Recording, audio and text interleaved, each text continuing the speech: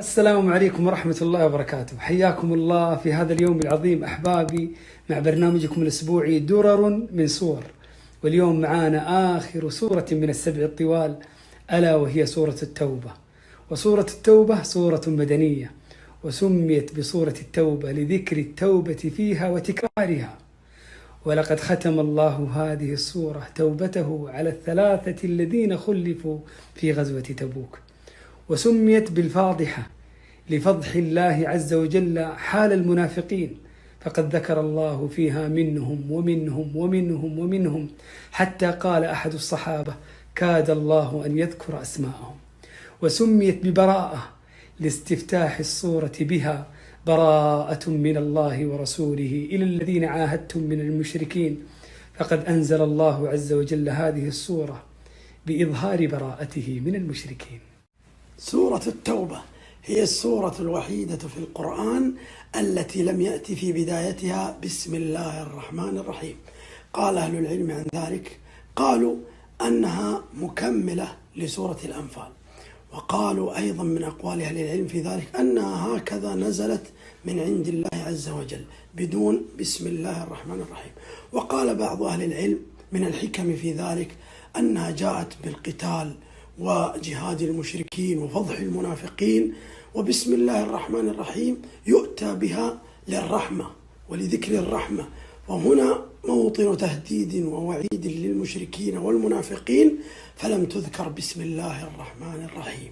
في سورة التوبة ذكر الله عز وجل تثبيت نبينا عليه الصلاة والسلام لصاحبه أبي بكر وهما في الغار. قال الله: إذ يقول لصاحبه لا تحزن إن الله معنا. كلما كان العبد مع الله كانت معه معية الله، معية التسديد والنصرة والحفظ من الله عز وجل. إذا أردت معية الله فاعمل بقول الله: قال الله إني معكم لئن أقمتم الصلاة وآتيتم الزكاة وآمنتم برسلي وعزرتموهم وأقرضتم الله قرضا حسنا. واعمل بقوله تعالى: إن الله مع الذين اتقوا والذين هم محسنون. كن مع الله كما يريد يكن معك فوق ما تريد. من قبل 1400 سنة وأعداء الإسلام يريدون أن يطفئوا نور الله، فماذا حصل؟ ذهبوا وبقي الإسلام عزيزا شامخا إلى يومنا هذا، وسيبقى إلى يوم القيامة. قال الله عز وجل في سورة التوبة: يريدون أن يطفئوا نور الله بأفواههم ويأبى الله إلا أن يتم نوره ولو كره الكافرون. هذا دين الله، لا يوقفه حرب كافر ولا تشغيب ملحد ولا تلون منافق. يريدون أن يطفئوا نور الله بأفواههم ويأبى الله إلا أن يتم نوره ولو كره الكافرون. قال النبي صلى الله عليه وسلم: ليبلغن هذا الأمر ما بلغ الليل والنهار، ولا يترك الله بيت مدر ولا وبر إلا أدخله هذا الدين بعز عزيز أو بذل ذليل. عزا يعز الله به الإسلام، وذلا يذل الله به الكفر. في سورة التوبة: وعد الله المؤمنين والمؤمنات جنات تجري من تحتها الأنهار خالدين فيها. من هم هؤلاء المؤمنين والمؤمنات الذين وعدهم الله بالجنات؟ قد ذكر الله عز وجل قبل هذه الآية صفاتهم. قال الله: والمؤمنون والمؤمنات بعضهم أولياء بعض يأمرون بالمعروف وينهون عن المنكر ويقيمون الصلاة ويؤتون الزكاة ويطيعون الله ورسوله. وعدهم الله بجنات جامعة لكل نعيم وفرح، وخالية من كل أذى وترح. من الآيات العظيمة التي تشرح الصدور وتبعث الطمأنينة في النفوس هي قول الله عز وجل في سورة التوبة: قل لن يصيبنا إلا ما كتب الله لنا هو مولانا وعلى الله فليتوكل المؤمنون. كل قدر الله فيك أيها المؤمن هو لك وليس عليك، إما سراء فتشكر وإما ضراء فتصبر والعاقبة لك. والله لو كشف لك الغيب أيها المؤمن لما اخترت إلا ما اختاره الله لك.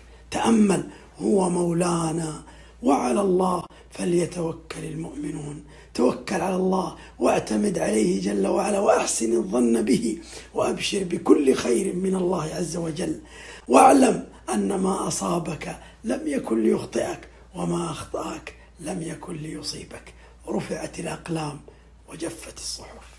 ذكر الله جل وعلا في سورة التوبة اعتراف أهل الإيمان وهم في الدنيا. قال الله: وآخرون اعترفوا بذنوبهم خلطوا عملا صالحا وآخر سيئا عسى الله أن يتوب عليهم إن الله غفور رحيم. وفي سورة غافر ذكر الله اعتراف أهل الكفر يوم القيامة في مكان لا ينفع فيه الاعتراف. قال الله: قالوا ربنا أمتنا اثنتين وأحييتنا اثنتين فاعترفنا بذنوبنا فهل إلى خروج من سبيل.